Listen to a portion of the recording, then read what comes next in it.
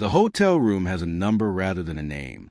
It is not marked by any plaque or warning, yet for years it has drawn questions before guests ever asked about amenities or views. At the Cecil Hotel in downtown Los Angeles, certain rooms develop reputations that travel quietly between staff, guests, and eventually the public.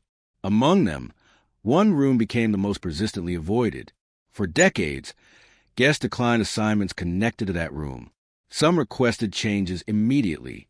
Others checked out early after learning where they had stayed. The discomfort was not rooted in rumor or folklore, but in a documented sequence of deaths, police investigations, and administrative decisions that repeatedly traced back to the same location. What occurred there was recorded, verified, and preserved in official records. Over time, those records formed a pattern the hotel could not ignore, even if it never publicly acknowledged it. The Cecil Hotel opened in 1927 during a period of rapid growth in Los Angeles. Designed as an upscale destination for business travelers and tourists, it featured hundreds of rooms arranged in identical vertical stacks. Within a few decades, the surrounding area experienced severe economic decline. By the mid-20th century, the hotel had transitioned into a mixed-use building, serving both short-term guests and long-term residents. This structure created blurred boundaries between temporary visitors and permanent occupants, complicating security, oversight, and accountability. In January 1962, a woman named Pauline Otten checked into the Cecil with her young child. Hotel records placed her in room 1402. Several days later, she fell from the window of that room and struck a pedestrian below. Both died from their injuries. Police investigators found no evidence of another person present in the room, and the death was ruled a suicide. The room was repaired and returned to service. Less than 2 years later, another female guest was found murdered inside the hotel. The victim, Goldie Osgood, was sexually assaulted and killed.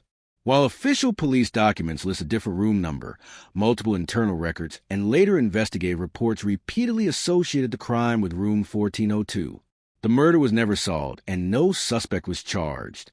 The lack of resolution left uncertainty that would persist for decades. Over the following years, the Cecil accumulated an unusually high number of deaths, including suicides, overdoses, and fatal falls. While many occurred in different parts of the building, room 1402 appeared repeatedly in incident logs and internal notes. In the mid-1970s, 2 separate suicide attempts were recorded involving guests assigned to that room. One guest survived. Another incident resulted in emergency intervention. By the late 1970s, hotel management made a decision to change the room number. Room 1402 was renumbered as room 1408. The change was administrative and unpublicized. There was no formal explanation provided to guests or authorities. Former employees later described the renumbering as an attempt to distance the room from its past rather than to address the underlying pattern. Despite the change, complaints continued. Guests assigned to a room reported unease, requested relocation, or checked out early. Front desk logs documented refusals and reassignment requests without detailed explanations. Maintenance records showed repeated repairs to the same window area. Police calls connected to the room persisted intermittently.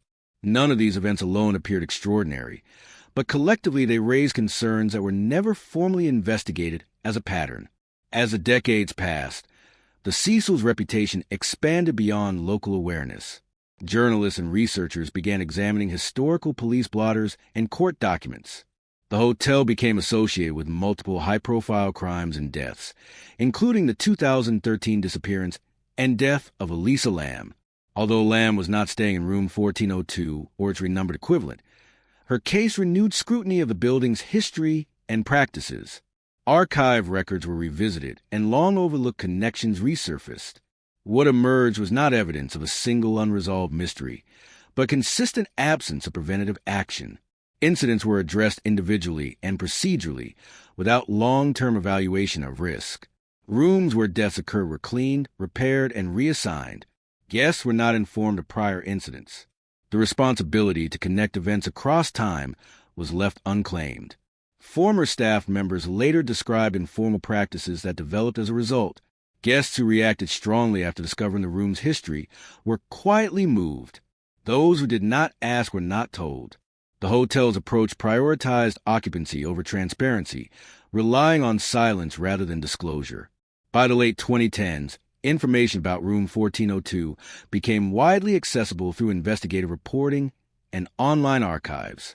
Guests increasingly refused assignments connected to that area of the hotel. Some requested to avoid entire floors. Others demanded refunds after learning the documented history associated with the room. When the Cecil closed for renovation and rebranding, Room 1402 was removed from its list of rentable accommodations. Officially, this was part of structural changes during redevelopment. Unofficially, it marked the end of a room that had carried decades of documented tragedy. Today, the room no longer appears in booking systems. No guests are assigned to it, and no explanations are offered. Its history remains preserved in police reports, coroner records, and investigative journalism.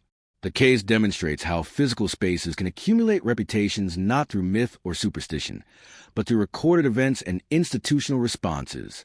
The question that remains is not whether the room was haunted or cursed, but how many similar spaces exist elsewhere, rooms with histories quietly buried in archives, waiting to be noticed only after patterns become impossible to ignore.